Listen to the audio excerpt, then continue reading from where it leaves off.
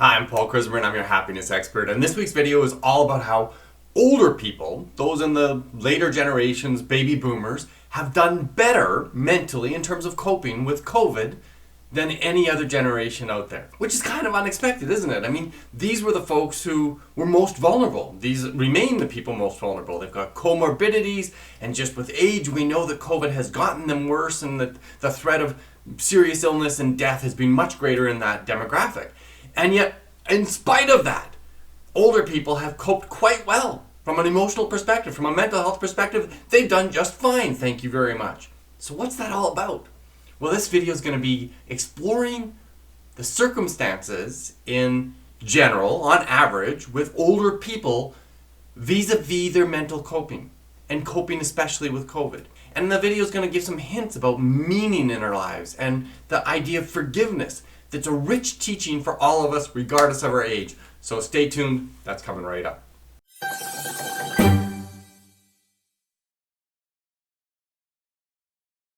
As a coach, public speaker, and best-selling author, I teach topics just like this one all around the world. So stay tuned and I'll give you practical tools that you can use to make both yourself and those around you both happier and more successful. Yeah, so this week's video is all about how the older generation, baby boomers and older, have coped quite well with the mental stress associated with lockdowns and public health emergencies and all the stuff that's occurred through COVID. And in particular, noting that they were the most vulnerable segment of the population.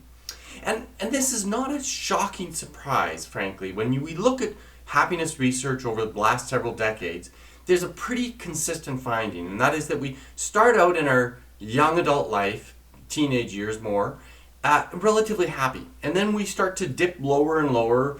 Early adulthood is troublesome, especially for young women. And then we get into kind of a midlife trough where things can be pretty tough, coping with kids and mortgages and bosses we don't like and all that kind of stuff. And then as we come out of that midlife trough into our early and late 50s and beyond, we get happier and happier and happier and happier. So that by the time we die, we should be at our happiest place.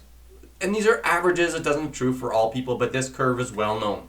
So what is it that's going on with older people such that they cope generally, that they're happier people, but also specifically through COVID? Well, there's a new study out, David will put a link in the description below, that's talking a little bit about some of these ideas, and there's two things I wanted to share from that study. And they are this, that meaning and forgiveness are what help older folks cope more happily with their lives. And with respect to meaning, I'm not talking about having some eureka moment where they resolve some existential crisis and say, now I know what my life is all about, which is often, when we're in that place, it's the search for meaning can actually be an unhappy place. But when we simply know what's important to us, when we're living it on a day-to-day basis, and maybe by the time we get to be 65, we know which relationships are most important, which hobbies are important to us, what pursuits are of concern genuine to us, and we just live them. And when we're living what is important, we're happier. And that's a lesson for all of us, no matter where we are, is that the value of knowing our values and then living them cannot be overstated. And I've talked about values many times before in videos, and David will put a link in the description below to a free values exercise that can literally be life-changing, and I encourage you to take it, where you simply get to identify what's most important to you in a thoughtful, rational way. And then once you know it and prioritize what's most important to me, you can actually go about beginning to live them. And I know in my own life, when I fall out of the habit of living my own values, I'm less happy. Even just recently through the Christmas holidays here, I've been busy, and some of what I consider my spiritual values, which aren't particularly religious, but they're ways that I take care of myself. Meditation, gratitude lists, a little bit of prayer practice. That's one of my highest values. And when I'm living that way every day, I tend to be pretty happy. I'm grounded as I start that day. But with the chaos of holidays and people visiting and me traveling, I got out of some of that habit. And I can feel after just a couple days and weeks that starts to compromise my well-being. So when I know my values and I live them most deliberately, intentionally, I tend to be a happier person. Now, with respect to forgiveness, which is another area that older people tend to accelerate in, they are better at than most of us.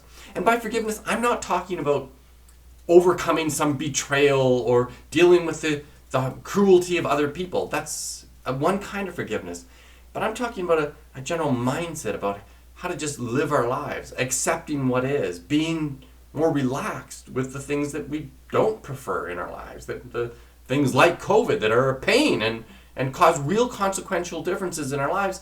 But can I accept that? And older people are generally better at that. There's less striving, they're less resistant to the reality of the world. And I think that comes in part through life experience, that they've dealt with many crises before, and so as a result, older folks see this latest set of crises, public health stuff and vulnerabilities to disease, is just another crisis that is in their lives like many others they've faced before. And the lesson for us is maybe the great Buddhist teaching of impermanence, which is kind of one of the very most fundamental teachings of Buddhism. And impermanence is just this idea that nothing stays the same. There will always be change. Some changes we prefer, some changes we don't prefer. But the one thing that's guaranteed in life is that something different will come tomorrow. And when COVID comes along, we can say, oh, this is a change. And the one thing I can know for sure about it is that there'll be further change. And maybe, there's some hopeful prognostications that we're nearing the end of the pandemic with this Omicron virus. And maybe we are. But all I know for sure is that change is coming. And if I can just accept that and be forgiving and relaxed with the reality of the world, I can be a happier person. So there you have it. Some clues about why old people have coped with COVID really well, and maybe some learning that we can take for ourselves. If you like this kind of content, please click the like button, share this video with your friends and family, and you'll make the world a little bit happier place. Thanks for watching. We'll see you next time.